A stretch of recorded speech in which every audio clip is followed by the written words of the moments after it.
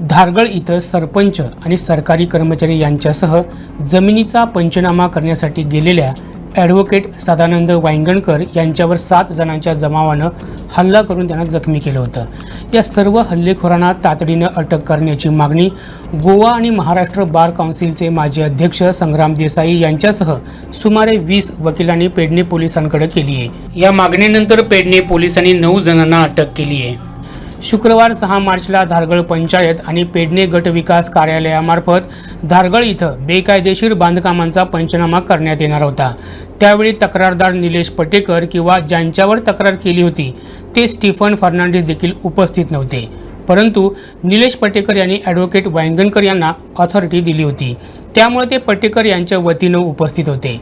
तेव्हाच तिथं आलेल्या 7 जणांच्या गटानं वांगणकर यांच्यावर हल्ला करून त्यांना अक्षरशः लाथाबुक्क्यांनी मारलं आणि जवळच असलेल्या खडीच्या ढिगाऱ्यावर फेकून दिलं। या हल्ल्यात ॲडव्होकेट वांगणकर यांच्या चेहऱ्याला, कानाला आणि हाताला मार लागलाय। नंतर ॲडव्होकेट वांगणकर यांच्यावर तुये इथल्या सरकारी इस्पितळात उपचार करण्यात आले। चक्क पोलिसांच्या समोरच त्यांच्यावर हा हल्ला झाला। या प्रकाराबद्दल देसाई यांनी आश्चर्य व्यक्त केले। We got a information that an advocate has been assaulted. I being the member of Bar Council of Maharashtra and Goa and a guardian member for the state of Goa. As soon as I received information, I reached here along with the team of the lawyers from Sindhudurg as well as Goa.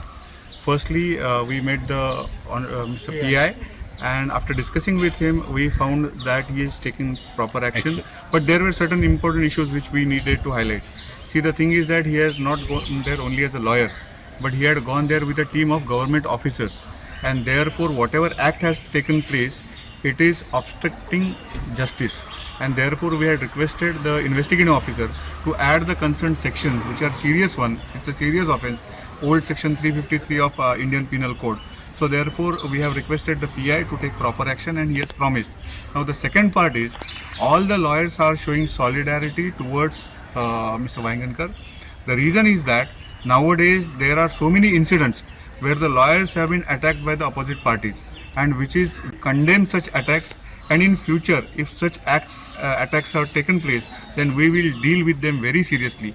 We are taking up this issue with the Honorable Chief Minister and also with the judiciary and the police. BDOची एक engineer असली, lady engineer, पंचायतीचो secretary असलो, सरपंच असलो, एक नारोज सरपंच धारगळ पंचायत नारोजी म्हणून एक पंच member जी उपसरपंच हाती असली, एक पंचायतीचो क्लार्क असलो, BDOतल्यान दशरथ परब म्हणून एक स्टाफ असलो त्यांचो, त्यांनी त्याच्यात लगेन ऑथॉरिटी लेटर सबमिट केले आणि त्या ऑथॉरिटी रिसिव्ड कॉपी घेतली। ती कॉपी घेऊन हांवें बॅगान दवरलेली, ते बॅगूय चोरले आणि कोर्टाच्यो फायली आसा तेय चोरले। खबर आसा बरे भशेन तरी एका ॲडव्होकेटाचेर अशा प्रकारे अटॅक।